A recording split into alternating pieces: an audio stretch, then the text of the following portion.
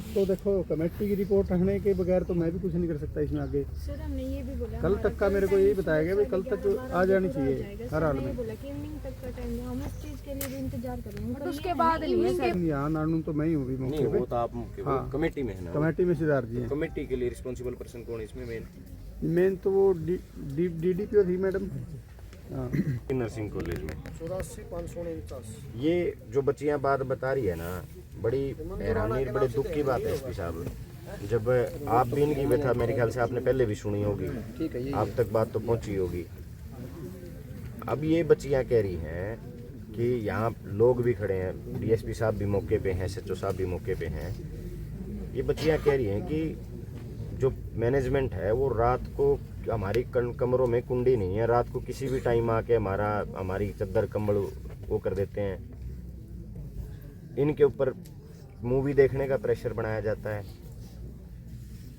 ये कोई लड़की है, उस लड़की के कह रहे हैं कि उस लड़की के पैर दबाने के लिए बुलाया जाता है रूम में कि इसके पैर दबाओ चेयरमैन के द्वारा।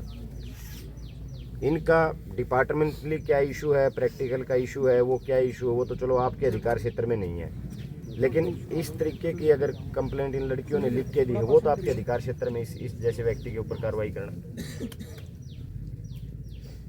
क्या है आपके पास कोई रिपोर्ट वगैरह आई है या कोई जो कमेटी बनी उस कमेटी ने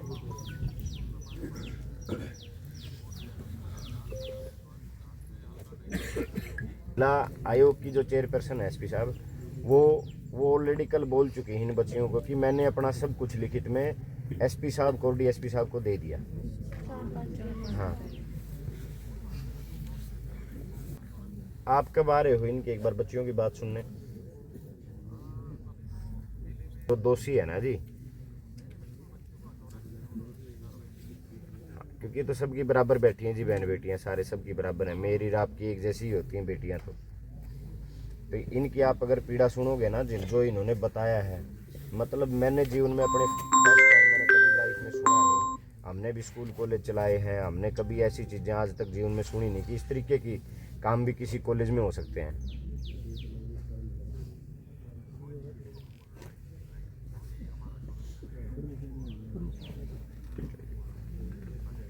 ठीक है एसपी साहब। तो यहाँ पे लड़कियों की क्या समस्या है? देखिए समस्याएं तो बेहद गंभीर हैं, जो क्योंकि मामला भी कई दिन से मीडिया में चला हुआ है।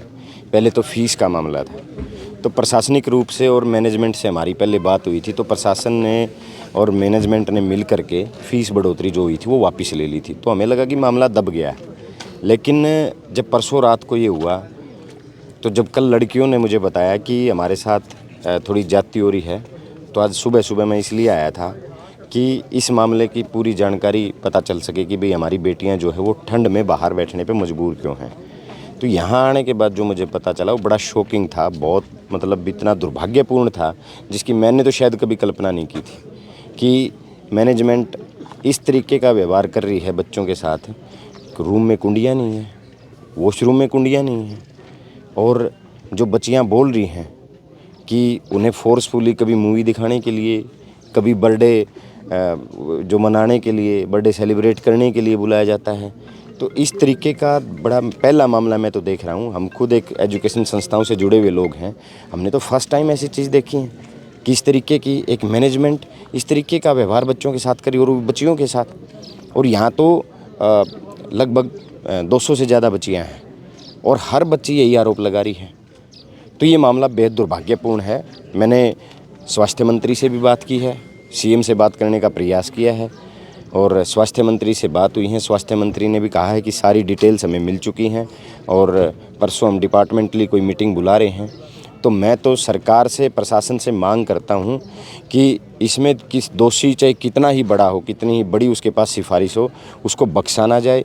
अगर इस तरीके के हालात किसी कॉलेज में हैं, खुद बच्चियां जब, सबसे बड़ी बात तो बच्चियां धरने पे बैठने को मजबूर हैं, और इतने बड़े आरोप बच्चियां जब लगा रही हैं यहाँ पे कि उनकी कोई सुनवाई नहीं होती है, उनको किस तरीके से मतलब टॉर्चर किया जाता है, तो ये बेहद अपने आप में बहुत गंभीर मामला है।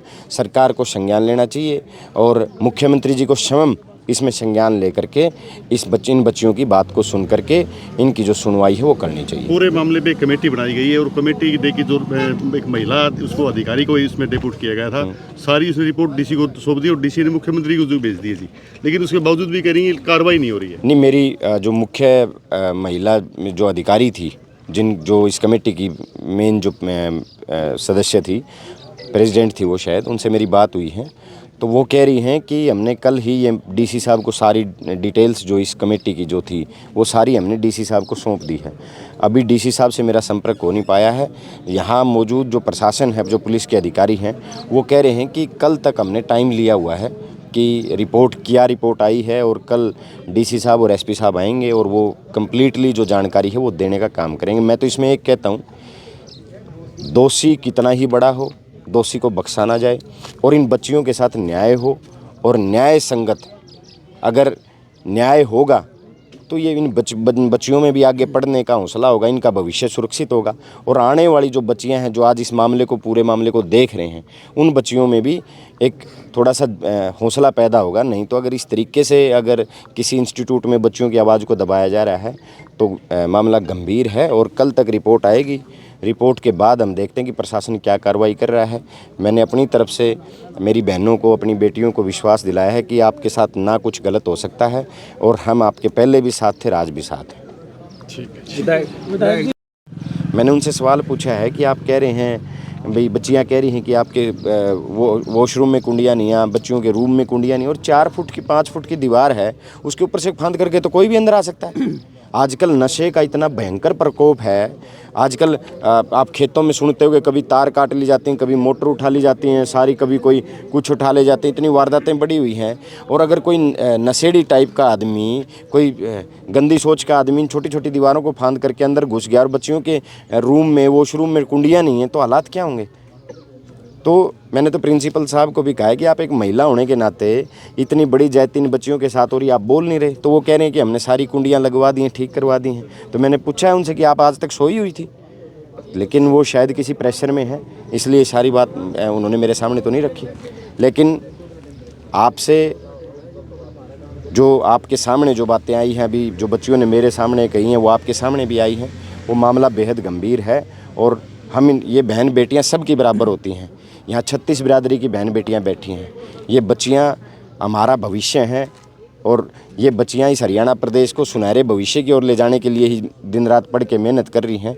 तो इन बच्चियों के साथ हैं और इनके हर संघर्ष में इनके बीच बैठे, इनके साथ खड़े। प्रशासन की तरफ से कोई टाइम लिमिट मिली इनको, कब तक कल तक कमेटी की कोई रिपोर्ट आएगी और प्रशासन कल तक बच्चियों के सामने और आप सब के सामने, हमारे सब के सामने अपनी जो रिपोर्ट आई है, जो रिपोर्ट एक कमेटी ने सौंपी है, उसके बारे में कल तक हमें जानकारी मिलेगी। और अगर बेटियां असंतुष्ट उस मामले से रहती हैं तो आपका